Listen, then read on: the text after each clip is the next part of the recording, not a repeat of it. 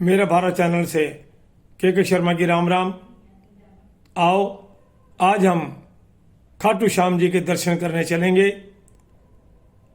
खाटू श्याम जी राजस्थान के सीकर जिले के पास खाटू गांव में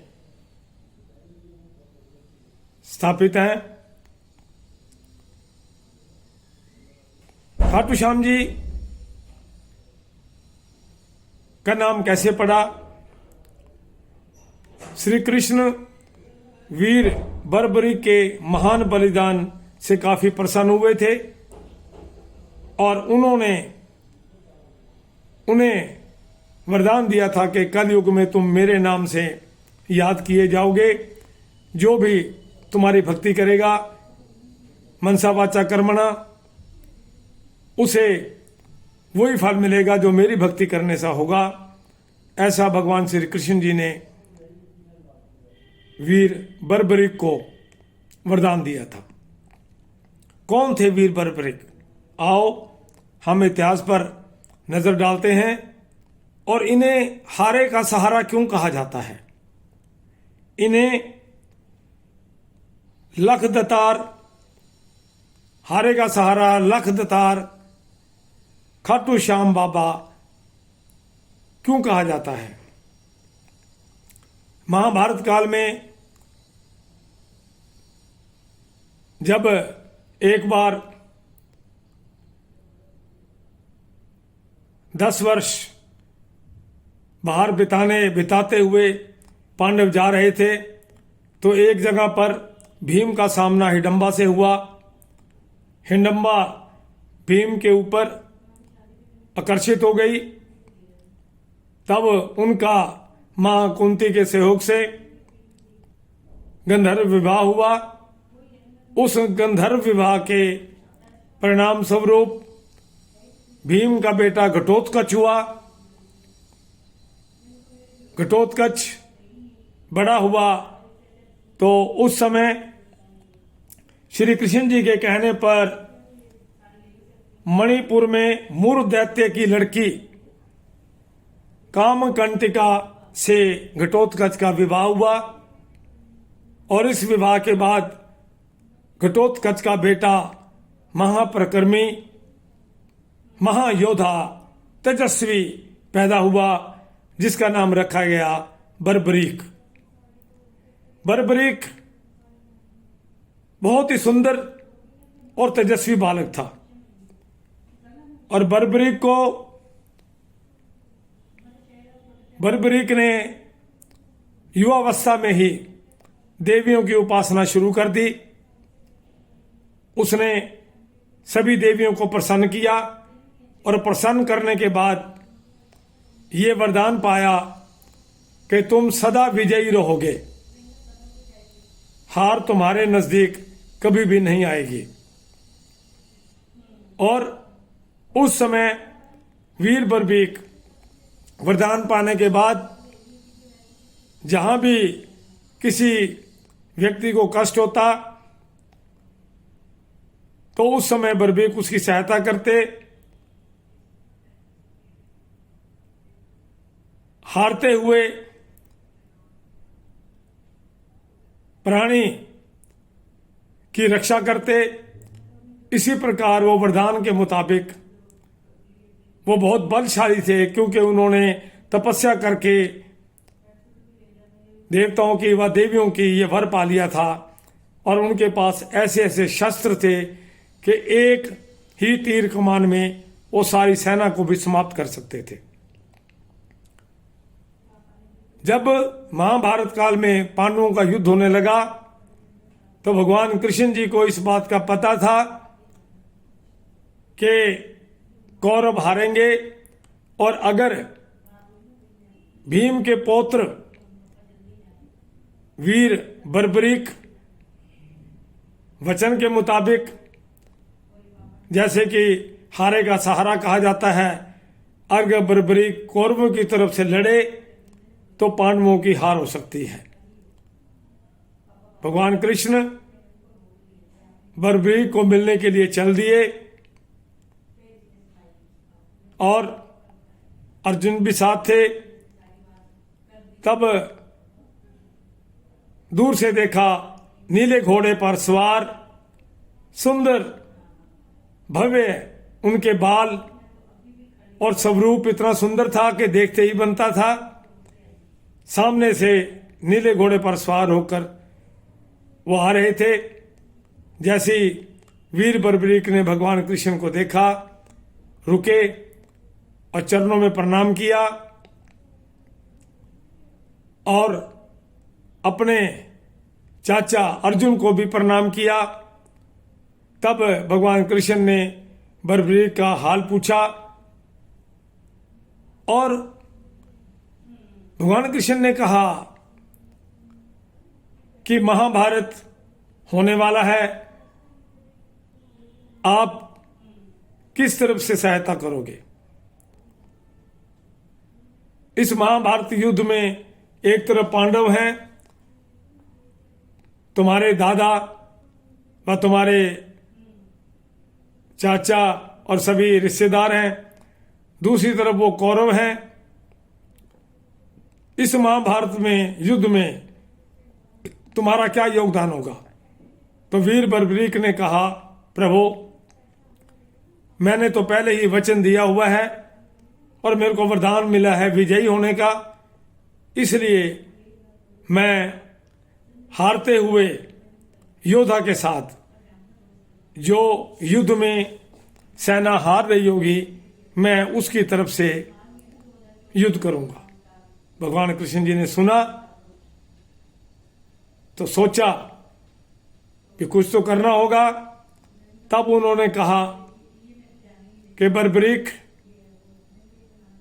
क्या तुम एक बाण से कितनी सेना को नष्ट कर सकते हो। तो उसी समय वीर बर्बरीक ने कहा कि ये जो पीपल का वृक्ष है, इसके जितने भी पत्ते हैं, इन सभी पत्तों में मैं एक ही बार में छेद कर सकता हूं। तब वीर बर्बरीक ने अपना, भगवान कृष्ण ने कहा कि ठीक है आप करके दिखाओ। तो वीर बर्बरीक ने एक तीर छोड़ा और वो पीपल के सभी वृक्षों को बेधने लगा। लेकिन भगवान कृष्ण ने एक पत्ता अपने पांव के नीचे दबा के खड़े हो गए। जब सभी पत्तों को वो बेधता हुआ भगवान कृष्ण के पांव में आके रुक गया या उनके पांव में लगा, तो भगवान कृष्ण समझ गए।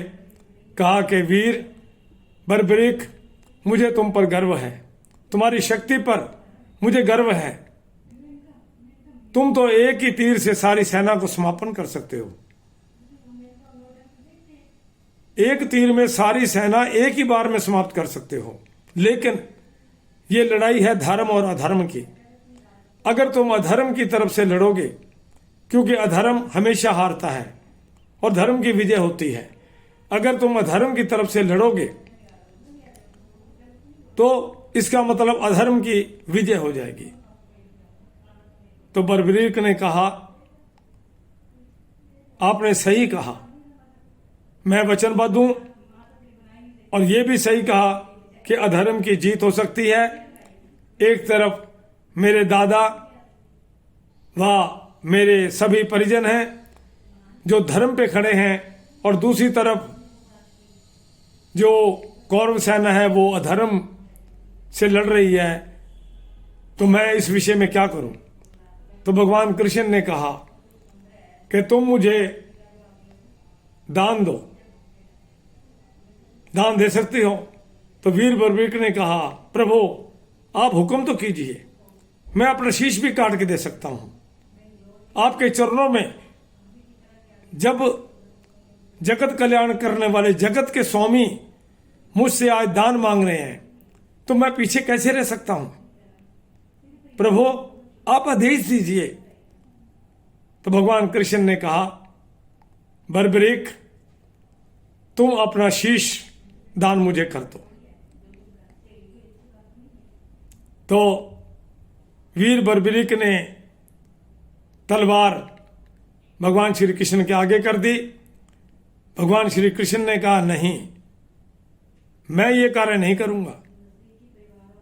शीश तो तुम्हें खुद ही अपने हाथों से काट कर मुझे भेंट करना है, क्योंकि शीश दान में दे रहे हो तुम, वो तुम्हें अपने हाथों से करना पड़ेगा। उसी समय वीर बर्बरीक ने तलवार उठाई और अपना सिर काटकर, गर्दन काटकर अपने हाथ में रख करके भगवान कृष्ण को भेंट स्वरूप दी। तब तक भी वो बात कर रहे थे।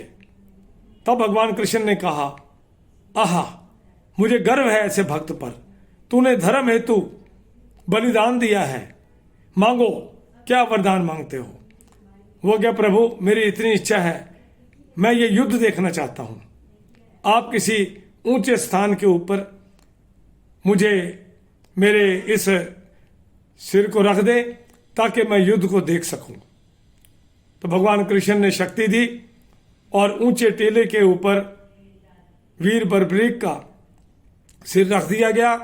और भगवान कृष्ण ने उस समय वीर बर्बरीक को यह वरदान दिया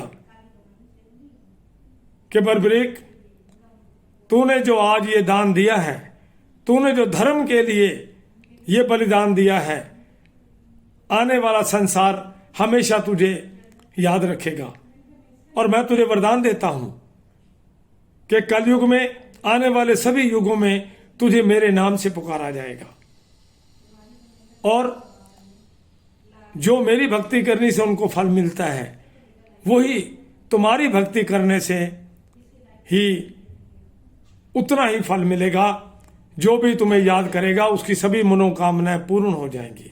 ऐसा भगवान कृष्ण ने वरदान दिया। और वही वीर बर्बरीक बाद में खाटू नरेश, खाटू श्याम के नाम से प्रसिद्ध हुए। आज खाटू श्याम जी की विश्व में बहुत महिमा है।